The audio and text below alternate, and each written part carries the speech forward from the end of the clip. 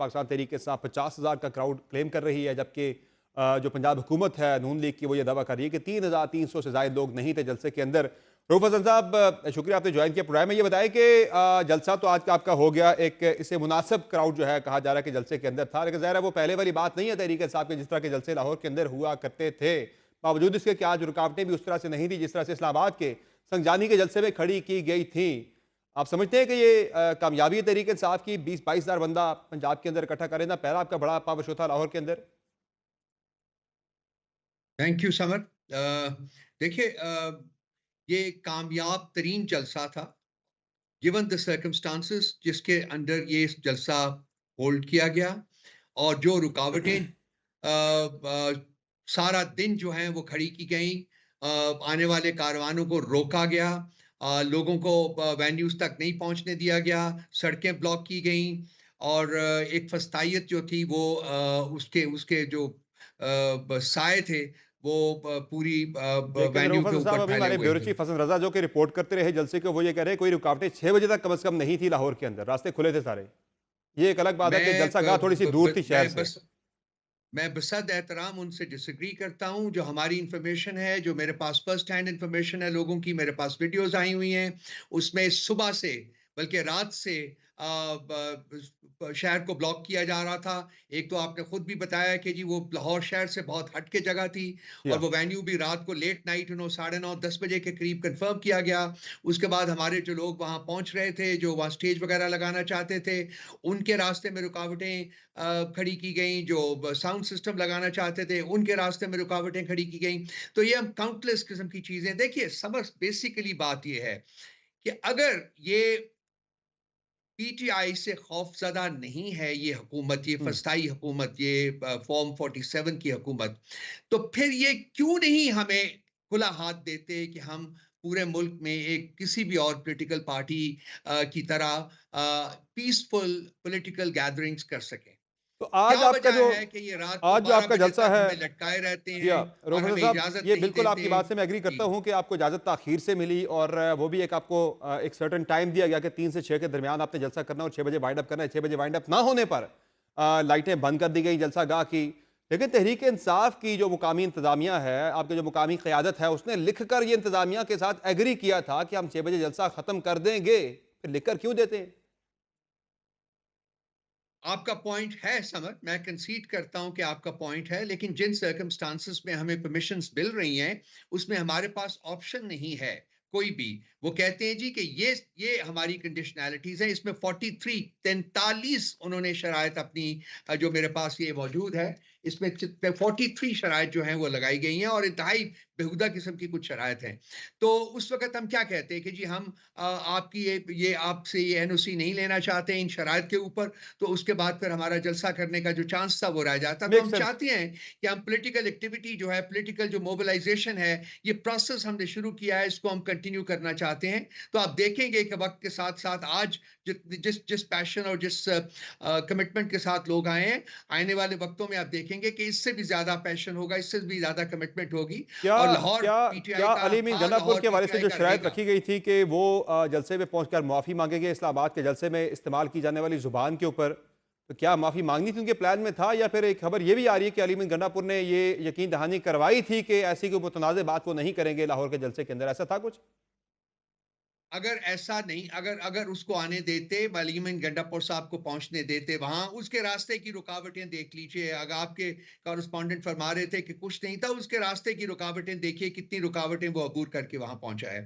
देखिए, अली अमीन गंडापुर साहब ने किसी किस्म की कोई यकीन दहानी किसी को नहीं करवाई।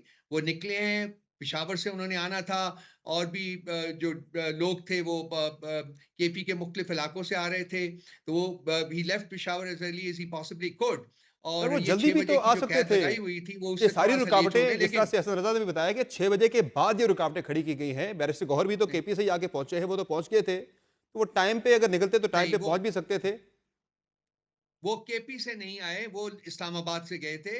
तो गन्नापुर साहब भी पेशावर इस्लामाबाद से से आना, गुजर के केपी से जाता आना। है रास्ता के जो पेशावर से आप आते हैं लाहौर, तो इस्लामाबाद से गुजर के ही रास्ता जाता है सर पेशावर लाहौर का। इस्लामाबाद में और पेशावर से और केपी के दूसरे इलाकों से आने में फ़र्क ये है कि तकरीबन 1.5 से 200 किलोमीटर जो है वो ज़्यादा फ़ासला तय करना पड़ता है उन काफ़िलों को जो कि केपी या केपी के सही हो गया। मुख्तलिफ शहरों से आते हैं। सो ये मैं आपको तो यकीन के साथ ये कह सकता हूँ कि ये जो जलसा हुआ है ये और बहुत से इससे भी बड़े सही। जलसों जो है तो उनका पेश तो ख़ैमा रोफ़ज़न साबित साहब होगा कोई आने वाले कोई दिनों में। कोई यकीन दहानी गंडापुर साहब ने करवाई थी कि वो कोई ऐसी ज़ुबान या मुतनाज़ बात नहीं करेंगे लाहौर जलसे के अंदर? ऐसी कोई यकीन दहानी नहीं कराई गई थी किसी को भी, ना किसी ने हमसे यकीन दहानी माँगी थी, ना हमने कराई थी। ये कंडीशन जो थी आप जो कह रहे हैं मेरे पास जो ये एनओसी है इसमें ये कंडीशन भी शामिल नहीं है जो आप फरमा रहे हैं। ये कोई खबर एक सुबह आई पहले-पहले थी, मैं उस कल खबर के रात को ऊपर आपसे वज़ाहत माँग रहा हूँ। कल रात को और आज सुबह ये स्पेकुलेशन होती रही थी, लेकिन जो मेरे पास एनओसी है, उसमें ये शर्त बिल्कुल शामिल नहीं और है। मुआफ़ी का और प्लान भी नहीं माफ़ी था। किस चीज़ के ऊपर माँगनी है? माफ़ी किस चीज़ के ऊपर माँगनी थी? माफ़ी किस चीज़ के ऊपर माँगनी थी साईं? इस्लामाबाद के वो जलसे कोई के चीज़ अंदर वो कह ऐसी रहे हैं नहीं जो थी जो ज़ुबान कि आपने उन्होंने की इस्तेमाल थी, की वो लेकिन मुतनाज़ थी, उस पर वो कह रहे हैं मुआफ़ी माँगनी। देखिए, मैं आप जी, जी। एक बात मैं आपको और बता दूँ, उन्होंने जाने से पहले कुछ शहरियों से वहाँ जो इकट्ठे हुए थे, उनसे खिताब भी किया है, छोटा-सा एक शॉर्ट सा और उन्होंने कहा है कि कल वो आराम से अपनी जी हाँ, तकरीर जो है, जो उन्होंने यहाँ कहनी थी, वो तकरीर कल वो फ़ॉर्मली ब्रॉडकास्ट करेंगे। तो सही आप हो गया, देख लीजिएगा कि उस तकरीर में क्या माफ़ी माँगी गई है या क्या लोगों को कहा गया है। सही हो गया। लेकिन मैं एक नोट जो है वो यहाँ आपके आपके प्रोग्राम की वसातत से आपकी वसातत से I would like to communicate कि देखिए एक पॉलिटिकल पार्टीज का रास्ता पॉलिटिकल पार्टी का रास्ता नहीं रोकना चाहिए। अगर हमारी जो पीसफुल पॉलिटिकल एक्सरसाइज है, पॉलिटिकल जो एक्टिविटी है उसको जारी रहने दें और इसी तरीके से जो रियासत के मामलात हैं वो आगे चलते हैं, इसी तरीके से रिकंसिलिएशन नहीं, के प्रोसेस जो हैं वो शुरू होते हैं। आज तो तहरीक-ए-इंसाफ भी जी। काफ़ी जो है वो कोऑपरेटिव दिखाई दी है इस जलसे के अंदर। ऐसी कोई मुतनाज़ बात नहीं की गई, कोई मुतनाज़ तकरीर नहीं हुई, बल्कि जो है वो रास्ते बनाने की बात की गई है रियासत के साथ जो है। बिल्कुल सही है जी। मैं तो आपको पता है कि बहुत बड़ा डिवोटेड बिलीवर हूँ, डायलॉग में आपके प्रोग्राम में भी मैं बसा औकात कह चुका हूँ। मैं बिल्कुल इस लाइन से एग्री करता हूँ। हमें रास्ते बनाने हैं, हमें डायलॉग शुरू करना है और ये जो है वक़्त गुज़रने के साथ-साथ एस्टैब्लिशमेंट और पीटीआई में डायलॉग जो है, वो ज़्यादा नागज़ीर होता जा रहा है। रियासत के इंटरेस्ट के लिए, रियासत के लोगों के इंटरेस्ट के लिए, पाकिस्तान के मुस्तकबिल के लिए बहुत अहम है कि और पाकिस्तान जल्द से जल्द तहरीक-ए-इंसाफ के ये इंटरेस्ट के लिए भी, वो भी ऐड कर देना सर साथ। सब सब पॉलिटिकल देखिए पॉलिटिकल पूरी डेमोक्रेसी के लिए, जमहूरियत के लिए, मुल्क में जमहूरियत की बका के लिए, आइन की बका के लिए, मुल्क को एक सर पुरअमन तहरीक-ए-इंसाफ तरीके का से भी ऐड आगे कर देना बढ़ाने बीच के में। लिए ये अशद ज़रूरी सर अशद तहरीक-ए-इंसाफ का ज़रूरी नाम है। भी ऐड कर देना बीच में कि तहरीक-ए-इंसाफ के लिए भी अशद ज़रूरत है इसकी। मैंने कहा है आपको तमाम पॉलिटिकल पार्टीज़ के लिए, जमहूरियत की बका के लिए, आइन की बका के लिए, जो सही। ज़्यादा इम्पोर्टेंट है। अच्छा क्योंकि सर, तमाम पॉलिटिकल जो अगला एक्टिविटी लाएमल होती क्या है, है? वो आइन रोफ़ज़न साहब, आज का जलसा तो आइन आपका की हो गया। बेसिस के ऊपर होती है। अगला लाएमल क्या है पाकिस्तान तहरीक-ए-इंसाफ का? कैसे आगे बढ़ेंगे और तहरीक को कैसे आगे लेकर चलेंगे? अगला जलसा कहाँ पे हो रहा है, कब हो रहा है और नेक्स्ट एक्शन प्लान क्या है? आपको 1-2 दिन में शेड्यूल जो है अगले जलसों का आ जाएगा, लेकिन हम केपी में करना चाह रहे हैं, पंजाब में करना चाह रहे हैं और सिंध में करना चाह रहे हैं। तो ये सही। तमाम जगहों के ऊपर आपके पास शेड्यूल जो है 2-3 दिनों में आपके पास पहुँच जाएगा। सर, आपकी मौजूदगी का फ़ायदा उठाते हुए ये जो तरमीम का मामला है उसमें आपकी नंबर गेम तो फिर से इफेक्ट हो गई है। कल जो कौमी असम्बली में नंबर गेम जारी की गई है उसमें तो पाकिस्तान तहरीक इंसाफ के अरकान को सुन्नी इत्तेहाद कौंसिल के अरकान गिना गया है। तो ये तो अभी भी जो वो जो 8 जजेस की वजाहत आई थी उस वजाहत पर बाय द वे आज एक और वजाहत चीफ जस्टिस से मांग ली है रजिस्ट्रार से। ये मामला तो आपका गंभीर होता चला जा रहा है।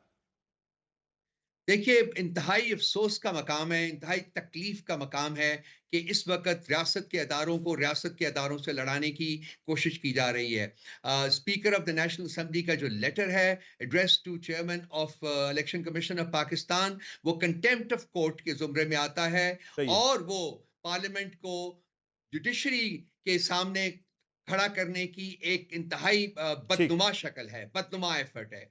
स्ट्रॉन्ग प्रोटेस्ट किया है इसके ऊपर और आज ठीक है। आपने देखा होगा कि हमने रीइटरेट किया है कि हम जुडिशरी के साथ खड़े थे, खड़े हैं और खड़े रहेंगे। ठीक है। हम हर कदम के ऊपर ये जो अमेंडमेंट्स लाना चाह रहे हैं, इसको हम रेजिस्ट ठीक करेंगे, है। इसको हम नहीं बहुत मानेंगे। शुक्रिया रऊफ हसन साहब, आपने प्रोग्राम में अपना कीमती वक्त दिया।